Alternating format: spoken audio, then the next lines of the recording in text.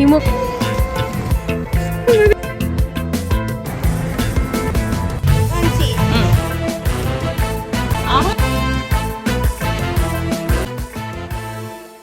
ጤና ይስጥልኝ። እንዴት ናችሁ? ደህና ናችሁ ወይ ቤተሰቦቼ? እኔ በጣም ደህና ነኝ፣ እግዚአብሔር ይመስገን። ሁሉ ሰላም። ከአሜሪካ ከጎጆዬ ብቅ ብያለሁኝ። ሰሞኑን ደግሞ ይውላችሁ እነዚህን ልጆች አሜሪካናይዝድ እያደረግን ከዛ ደግሞ ሀገራቸውን እንዳይረሱ ሞቅሞቅ እያደረግናቸው እንገኛለን። 1 ወር ሆናቸው። አይገርምም? ጊዜው እንዴት እንደሚሄድ 1 ወር አለፋቸው። በቃ እንደው የኢትዮጵያዊነት አለቀቃቸውን ብዬ ልፈትናቸው ሰሞኑን ያረኩትን ቆይ ነግራችኋለሁ። ግን ዲስአፖይንት አደረጉኝ። ማን ያረገሽ ካላችሁኝ ቆይ ታዩታላችሁ። እዚህ ጋር ካያችሁ ጸባይ ሲደባደቡ ማን ይመስላችኋል? እስቲ ሲያቀብጠኝ ካርዲን ሰጥቼ በሉ የምትፈልጉትን ግዙ፣ ግን እያሰባችሁልኝ አልኳቸው። ማን ነው የሚያስብልኝ ብዬ ለመፈተን እኔ እህታችሁ። ከዛስ ዲስአፖይንት አላረጉኝም። ማን ያረገሽ የሚለውን እዚህ ጋር መልሱ፣ እዚች ጋር እያያችኋት ከዛ ታዩታላችሁ በኋላ ላይ። ለማንኛውም እዛ ቅድም እህቶቹ ላይ ጡንቻውን ሲያሳይ የነበረው ልጄን በልና በእቃ በመሸከም ጡንቻን ታሳያለ ብዬ እኔ እናቱ በደንብ እንደዚህ ትምህርት አስተማርኩ ትላችኋለሁ። ስቀልዳችሁ ነው። እሱ ሁሌም አጋዢ ነው። እንግዲህ እቃ ምን ስገዛ እሱ ነው የሚያግዘኝ። እንደዚህ ጫን ጫን አደረገና ይውላችሁ ልጅ መኖር ለዚህ ነው ጥቅሙ። ወንድ ልጅ ለዚህ ይጠቅማል አይደል? ሴት ልጅ ደግሞ በቃ ኪዩት ናት። ቤት ውስጥም ታግዛችኋለች፣ አንዳንድ ነገርም ታግዛለች። አሁን ሞደርን ጊዜ ነን ያለ ነው አይደል? ቤት ውስጥ ብቻ አይደለም ግን they are cute ለማልበስም ምን ለማለትም ትንሽ ሆነው አይደለ? ይሄ አሜሪካ ደግሞ ችግሩ ምንድን ነው ካላችሁኝ፣ ሞሉም ማጠገባችሁ፣ ሾፒንጉም ማጠገባችሁ፣ ካርዱ እጃችሁ ላይ ነው። ክሬዲት ካርዱ ይሰጣችኋል፣ ትሰጣላችሁ ለልጆች። በቃ እንትን ነው ይሄ ላይክ ዛፍ ላይ የሚበቅል ብር በሉት እንደፈለጉ። በቃ ማሚ ይሄንን እንትን እንበል ይሄንን። ሴቶቹማ በቃኛ ያቁም እኮ። አረ ጉድ ነው። እንዴት ነው ጉዱ አልኩኝ። በቃ እና ልጆቹ ሾፒንግ ልኬ እነሱን እንትን እያልኩኝ ከልጄ ጋር ቁጭ ብለን በቀደም ያሳለፍኩትን ከአንድ ደንበኛዬ ጋር እንደሆንም እያወራው ለልጆቿ እኮ እንደዚህ ገዝታ እኔ አገሬ ምንም በስም የለም በልጆቼ ነው አለችኝ። አይገርምም? ልክ እንደኛ እያልኩ እየነገርኩት ነበረ። እና የሚገርመው ነገር በህይወታችን የገመትነው ሌላ እኛ ሌላ የምንሆንበት ብዙ ጊዜ ነግራቸዋለሁ። የዛሬ አመት ምናምን ነው መሰለኝ አይደል ቫኬሽን ሄጄ እዚህ ነው የምኖረው ምናምን ሌላ ስቴት ምናምን ብዬ በቃ ልጆቹ ይቆይብኛል ብዬ ነበር። ግን እግዚአብሔር ደግሞ ባሰበው ቦታ ነው የሚያውለን። እና አሁን ደግሞ ለልጄ ለትምህርት ቤቷ ሃይስኩል ላለችው ለአንዷ ልጄ እንዴት ነው አካባቢውን እያየው ቆንጆ ቤት እያየው አሁን ደግሞ ቆንጆ አግኝቻለሁ አሳያችሁ። ታዲያ በዚህ አጋጣሚ በጣም የወደድኩትን ለብዙዎቻችሁ ሪከመንድ ማድረግ የምፈልገውን ቦታ ላሳያችሁ። እኔ የንግድ ቦታ አላልፍም። በጣም ቆንጆ እጥር ምጥን ያለች በጣም በትንሽ ብር የምትገዛ ቦታ ናት።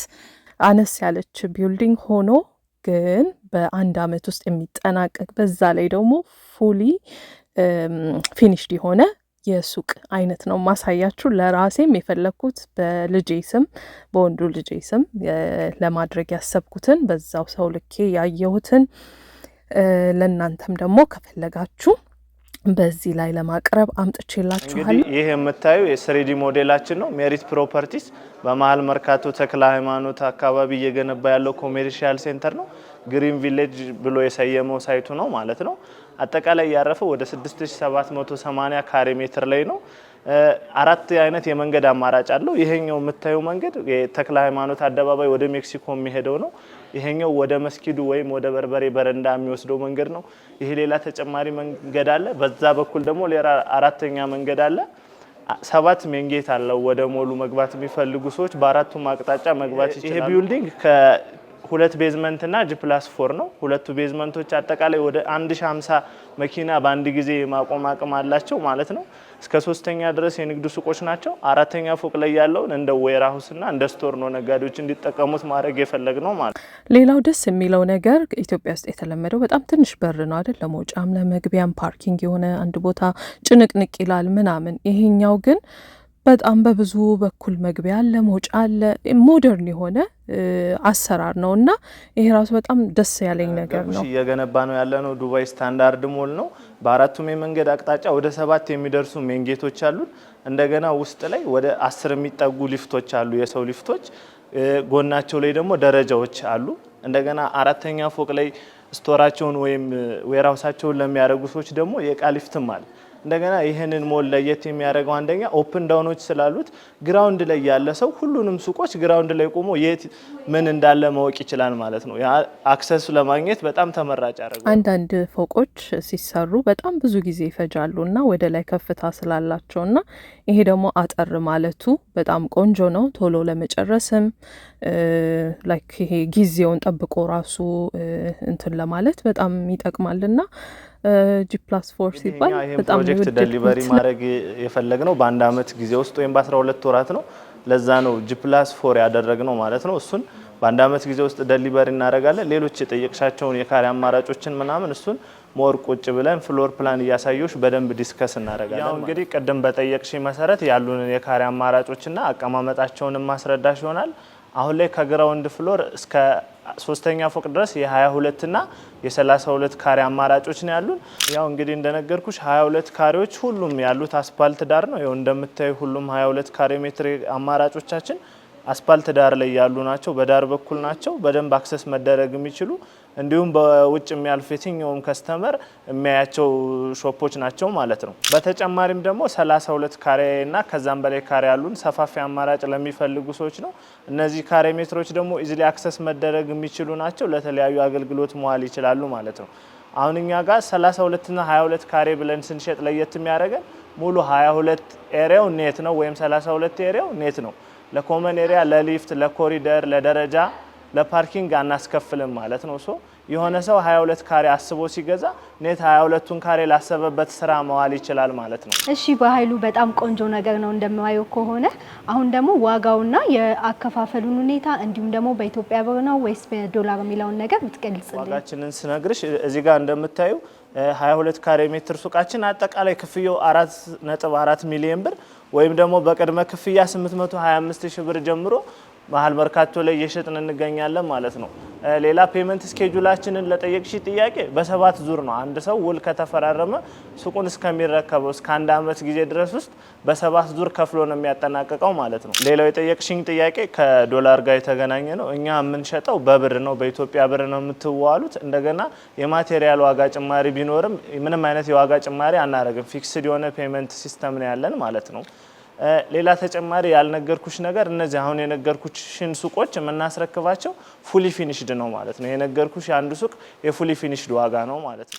እኔ ከምንም በላይ ህንጻው አጭር መሆኑ እንደገና ደግሞ በደንብ ፊኒሽ ተደርጎ ማስረከቡ በአጭር ጊዜ መረከቡ እንደ አመት ምናምን በጣም እኮ ቆንጆ ነው። በዛ ላይ ደግሞ ኢኒሻል ፔመንት በትንሹ ራሱ መነሳት ትችላላችሁና ለራሳችሁ እንኳን ገብታችሁ ማሰሩበት እንኳን ቢሆን ኢንቨስት ለማድረግ ቅድም እንደነገርኳችሁ ለልጆቻችን ማሰብ አለብን። ብልህ ቤተሰብ ለልጆቹ ነው ቅርስ የሚያስቀምጠው። ዛሬ ምግቡም ያልቃል።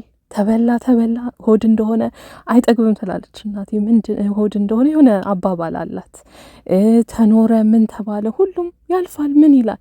ግን የድሮ እናትና አባቶቻችን በሳንቲምና በትንሽ ብር ይሄን 25 ብር ነው የተገዛው ይሄን ያህል መሬት ምናምን ብለው ሲያወሩ እኛም የምንልበት ጊዜ ይደርሳል። believe me ኢትዮጵያ ደግሞ እንደዚህ ብሩ እንትን ብሎ አይቀርም።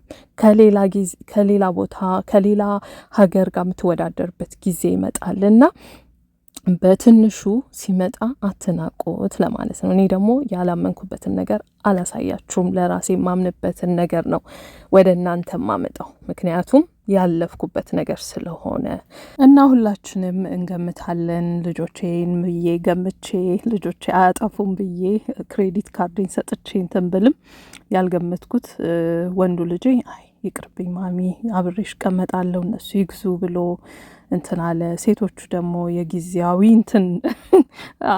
እንትን ብሏቸው አምሯቸው ያው ጉድ ሰሩኝና ብሎ ግዛ ስለው አይ ኢትስ ኦኬ ሌላ ጊዜ ማሚ ይቀመጥልኝና ሌላ ጊዜ አሁን አንዴ እንትን ከምትይ ሌላ ጊዜ እናወጣለን አለኝና እንደዛ ሲል አንተ ቆይ መሸለም አለብህ አልኩት። መሸለም አለብህ አልኩትና በትንሹ የታመነ የሚለው ነገር ላይ አመጣኝ እላችኋለሁ። እና ፈጣሪም እኛን እንደዛ እንዲሆን ነው የሚፈልገው። በትንሹ ሲሰጠን ይሄ ውስጣችን ይሄ ቁጥር ከልጆች ድብቅ። አሁን አንዳንድ ሞኝ ሰው ከልጆቹም ደብቆ የሚኖር ሰው አለ፣ የልጆቹን የሚነጥቅ ሰው አለ ምናምን። ለልጆቹ ያልኖረ ለማን ይኖራል? እስቲ ንገሩኝ። ምክንያት የመኖር እኮ ምክንያታችን ናቸው አይደል? ምክንያታችንን ደግሞ ኔግሌክት አድርገን ሰው ምንድን ነው ትርጉሙ? መበላት መጠጣት ዋት ኢዝ ዘ ፖይንት አይደለ? እና ፋዘርስ ዴይ የሚያስታውሰኛ ነው። አባቴ በጣም በቃ ልጆቹን የሚወድ ለቤቱ ምን ቢያደርግ ግሮሰሪ ቤት ውስጥ ራሱ ምግብ ምናምን ሲገዛ አይሰስትም ነበር። የሚገርመኝ ጸባይ ነው ያለው። እና ልክ እንደዛው ሁሉ ለራሳችን ለሆነ ነገር እግዚአብሔር ለሰጠን ነገር ስስት አይኖረን ለማለት ነው። በብር ብቻ አይደለም፣ በምንም አይደለም፣ በታይማችን ወንድነት። ቅድም ልጄ ጡንቻን አሳየህ ልጆቼ ላይ ምናምን ብዬ ያው የቀልድ እንትን ስላችሁ ነበር አይደለም። እና ወንድነት ማለት ራሱ ኃይልን ማሳየት ወይም ምናምን ሳይሆን መከታ ሆኖ ቤተሰብን መምራት፣ መልካምነትን ማስተማር፣ ምሰሶ መሆን ለቤተሰብ ያ ነገር ነው። ያ እግዚአብሔር በስጦታ የሰጠው ግሬት ፉል ሊያደርገው የሚገባ ነገር ነው። እናትነትም ልክ እንደዛው ነው። ሁሌም የምነግራችሁ ያደክመናል። ምን ይለናል?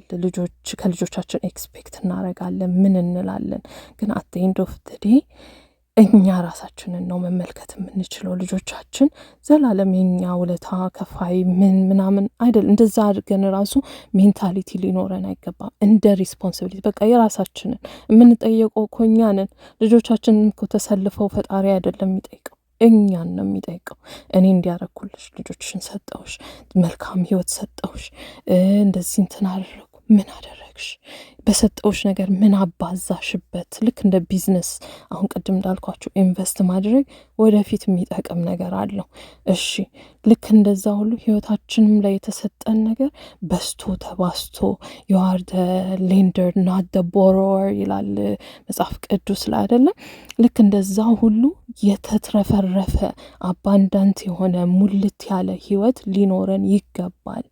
ሁሌም ፍቅርን ሰስተን፣ ጊዜያችንን ሰስተን፣ እድሜያችንን ሰስተን ለሚገባቸው ሰው ለማይገባቸው ሰዎችማ አለን፣ በየቦታው አለን፣ በየቦታው እንጨፍራለን፣ በየቦታው ብሩ ይበተናል። ምን ይላል? ለቤተሰቡ ያልሆነ ሰው እኔ በእውነት ነው የምላችሁ፣ ከዚህ በፊትም ተናግሬያለሁ። ለልጆቹ ለቤተሰቡ ያልሆነ ሰው በስራ እንኳን ሪሌሽንሽፕ እንዲኖረኝ አልፈልግም። ምክንያቱም ያ ሰው አንደኛ ቤተሰቡን አይደለም ልጆችን አይደለም ፈጣሪውን አይፈራም። ያ ሰው ከፈጣሪ ጋር ተጣልቷል ሲጀመር ማለት ነው። እና ከዚህ በላይ ህይወት የለም። ሙላት ይሄ ነው ሌንድ እና ፋዘርስ ዴይን በደስ በሚል ሁኔታ አሳለፍ ነው ከልጆቻችን ጋር እንደዚህ እየተጫወትን እላችኋለሁ። እንግዲህ እኔም ይመለከተኛል ፋዘርስ ዴይ ብዬ ነው ያከበርኩት። ምክንያቱም ያው ሲንግል ማሞችም ፋዘርስ ማዘርም እየሆኑ እንደዚህ እንትን እያሉ ስለሚኖሩ ማለት ነው። ሙቀቱም በጣም ከባድ ነበረ። እዚህ ጋር አንዳንድ ሰዎች ስላይድ እያደረጉ እየተጫወቱ አሳለፉ እና ብቻ ደስ ይል ነበረ። ሁላችንም ቆንጆ ጊዜ አሳለፍን እላችኋለሁ። እና በጥቂቱ የታመነ በትንሹ የታመነ ብዙ ይጨመርለታል የሚለውን በዚሁ አጋጣሚ ሼር ላድርጋችሁ ብዬ ነው። እንደገና ደግሞ ሞር ኢንፎርሜሽን ከፈለጋችሁ ስልክ ቁጥር አስቀምጬላችኋለሁ። የሱቆቹን ቼክ አውት አድርጓቸው። በጣም ደግሞ ርካሽ ነው በጣም እና ጥሩ ነው። በአጭር ጊዜ የምትረከቡት ነው የምንረከበው ነው ለወሰን ነው ማለት ነው። አያችሁ። ለማንኛውም በቃ አብራችሁኝ ስለሆናችሁ አመሰግናለሁኝ። በሌላ ቪዲዮ ደግሞ እስከምንገናኝ ድረስ ደህና ሁኑልኝ። ቻው። እንቅልፋተው ደክመው ያፈሩት ጥሪት ታማኝ ሰው በማጣት ስንቱ ንብረቱን አጣ፣ ስንቱስ ጉዳዩ በእንጥልጥል ቀረ። ይህ የብዙ ኢትዮጵያን ዲያስፖራ ታሪክ ነው። አደራ ዲያስፖራ ኮንሰልቲንግ ከቤተሰብ በላይ ሆኖ እርሶን ለማገልገል ተዘጋጅተናል። ቤት መግዛት፣ መገንባት ወይንስ ማደስ አስበዋል? ሁሉም በአንድ ስፍራ ከአደራ። የግንባታ ዕቃዎችን በችርቻሮና በጅምላ እንዲሁም ባለሙያዎችን እናቀርባለን። ግንባታዎችን ከመጀመሪያው እስከ መጨረሻው መከታተልና መቆጣጠር፣ ያማረ ውብ ቤትና ህንፃ እንዲኖሮ የኢንቴሪየር ስራዎችን በጥራት እንሰራለን። የተሟላ ፈርኒቸርና የኤሌክትሮኒክስ ምርቶችን እናቀርባለን። ቤት መግዛት ከፈለጉ እናማክራለን፣ እናስፈጽማለን። አደራ። በተጨማሪም ከኢትዮጵያ የሚፈልጉትን ዕቃ ገዝተን ወይንም ተረክበን አሽገን ወዳሉበት ሀገር እናደርሳለን። ወደ ሀገር ቤት መምጣት ካሰቡም የጉዞ ትኬት ከኤርፖርት መቀበል፣ ምቹ ማረፊያ ማዘጋጀትና የጉብኝት ጉዞ ማመቻቸት እኛው ጋር ያገኛሉ። የሁሉ አገልግሎት በብቁ ባለሙያዎችና በዘመኑ ቴክኖሎጂ ታግዘን አገልግሎቱን እንሰጣለን። ምን አልፋው በክላውድ ሆም በመጠቀም በኢትዮጵያ ሁሉንም ጉዳይና ስራ እናስፈጽምሎታለን። ከቤተሰብ በላይ አደራ ዲያስፖራ ኮንሰልቲንግ